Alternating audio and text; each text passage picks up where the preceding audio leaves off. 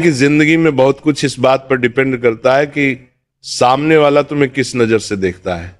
और सच बोलूं तो आज की दुनिया में लोग तुम्हारी मेहनत नहीं देखते, तुम्हारी नीयत नहीं देखते, तुम्हारा दिल नहीं देखते।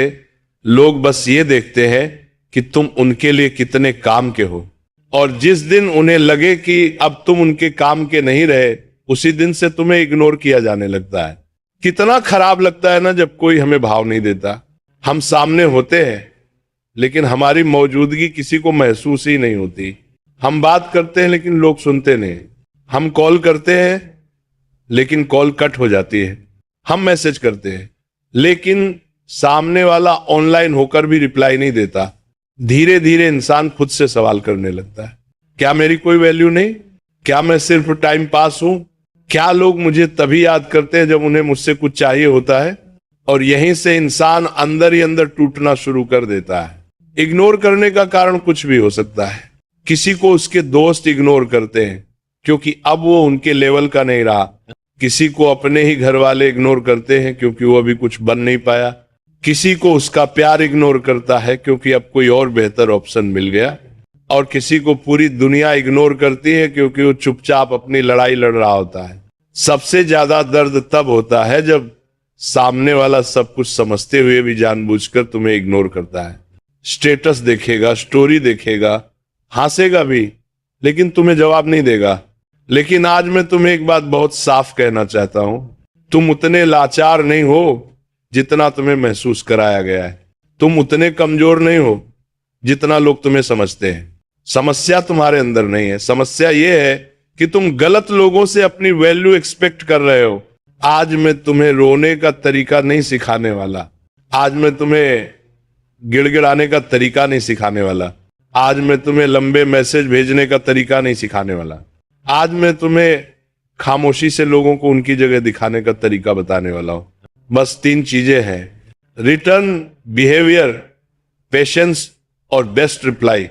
अगर तुमने इन तीनों को सही समय पर और सही तरीके से अपना लिया तो जो लोग आज तुम्हें इग्नोर कर रहे हैं वही लोग कल तुम्हारी एक झलक के लिए तरसेंगे।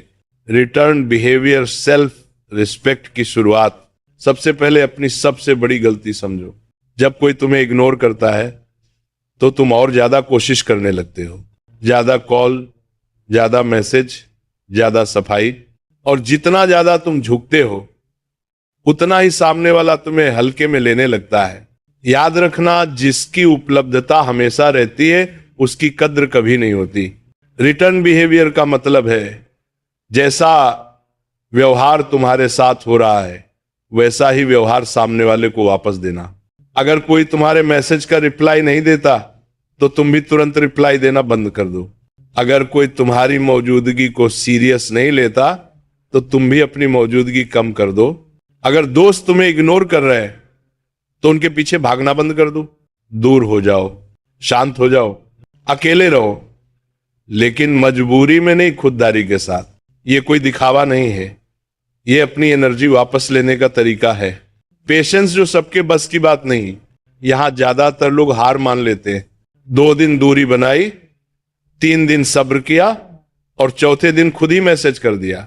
सब्र का मतलब ये नहीं कि तुम्हें दर्द नहीं होगा, दर्द होगा, बहुत होगा, लेकिन सब्र का मतलब है दर्द के बावजूद अपनी इज्जत बचाए रखना। इस वक्त तुम्हें अपने ऊपर काम करना है, अपने स्किल्स पर, अपने करियर पर, अपने शरीर पर, अपने दिमाग पर। मत देखो कि वो क्या कर रहे हैं, मत देखो कि वो किसके साथ खुश है, बस देखो कि तुम क्या बन रहे हो। क्योंकि जो लोग आज तुम्हें इग्नोर कर रहे हैं कल वही लोग तुम्हारी सफलता देखकर खुद को छोटा महसूस करेंगे। बेस्ट रिप्लाई, खामोशी की ताकत। कुछ समय बाद वही लोग खुद तुम्हारे पास आएंगे, पूछेंगे आजकल बात क्यों नहीं करते, इतने बदले बदले क्यों लगते हो। यही तुम्हारी असली परीक्षा होती है। अगर तुमने अपना दर्द सुना दिया तो सारी मेहनत बेकार। बेस्ट रिप्लाई का मतलब है कम शब्द, पूरा कंट्रोल। बस इतना कहना है, मैं बदला नहीं हूं, बस अपने काम में बिजी हूं।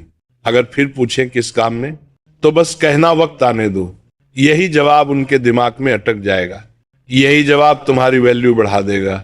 आखिरी बात, जो लोग तुम्हें इग्नोर करते हैं वो तुम्हारे दुश्मन नहीं है, वो तुम्हारे टीचर हैं। वो तुम्हें सिखा रहे हैं कि खुद की वैल्यू कैसे बढ़ाई जाती है। अगर तुम इन 3 चीजों को ईमानदारी से अपना लोगे तो जिंदगी तुम्हें वो सम्मान जरूर देगी जिसके तुम हकदार हो।